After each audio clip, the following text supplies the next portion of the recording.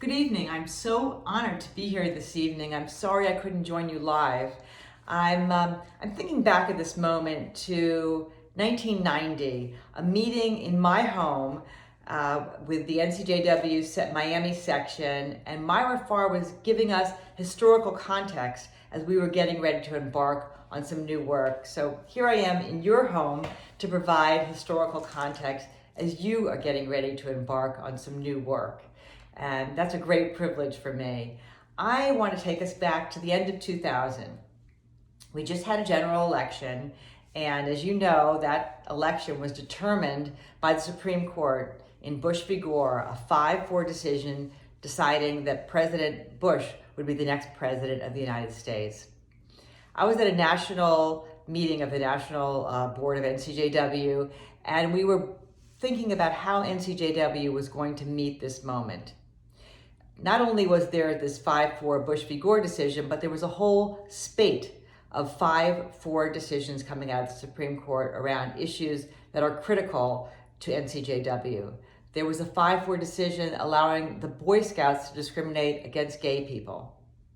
There was a 5-4 decision cutting back on the Violence Against Women's Act. And there was a 5-4 decision in Carhartt that was just holding on to Roe v. Wade by a thread, by one vote. In addition to that, it was apparent that President Bush was likely going to have the opportunity to nominate 2 or 3 new justices to the Supreme Court, as there hadn't been a vacancy in 7 years.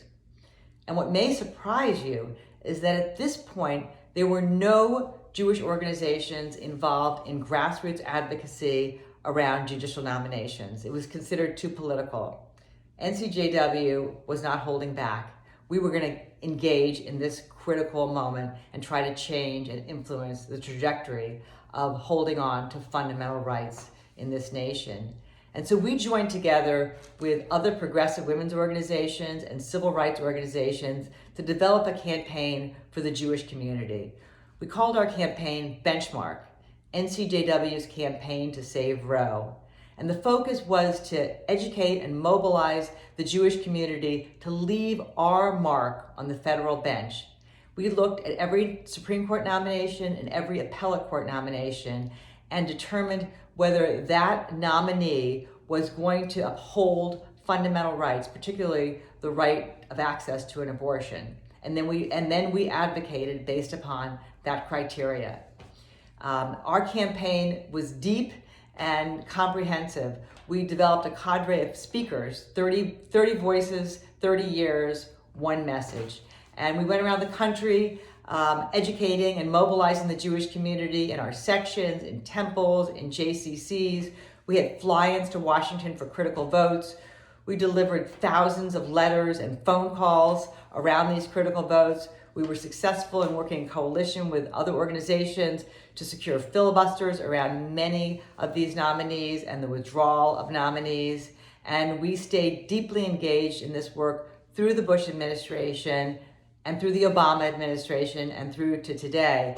I think probably my deepest regret about the Obama administration is that even though NCJW and other organizations pushed really hard for the administration to fill vacancies that had been left by the prior administration, the Obama administration did not prioritize that work and ultimately left a lot of vacancies to be filled by the current administration. Which brings us to this moment. We have a monumental moment with the filling of the vacancy left by the death of Ruth Bader Ginsburg. It's a monumental moment for the court, for this nation, really for humanity. And we need to step into this moment and help influence the outcome. I saw this great post. Let me look at that. I saw a great post on Facebook this week, and it was an RBG post. It said, "I didn't leave you, I passed you the baton. It's your turn now. Get up and fight," which I think is the perfect call to action to all of us for this moment. And we're definitely hearing that call to action. And before I close tonight, I just want to say Just a great kol hakavod to Kathy Hurwitz, who tonight will receive the Myra Farr Volunteer Service Award. And although Kathy and Myra never had a chance to meet each other, they would have loved each other because they're cut from the same cloth. They are both women who care deeply about other people, roll up their sleeves to get things done, are Pied Pipers in bringing others along, and create amazing change. So, Kathy, you clearly are holding the baton that Myra passed to you, and my wish is that all of us take this baton that was passed to us and really run with it and get out there and fight.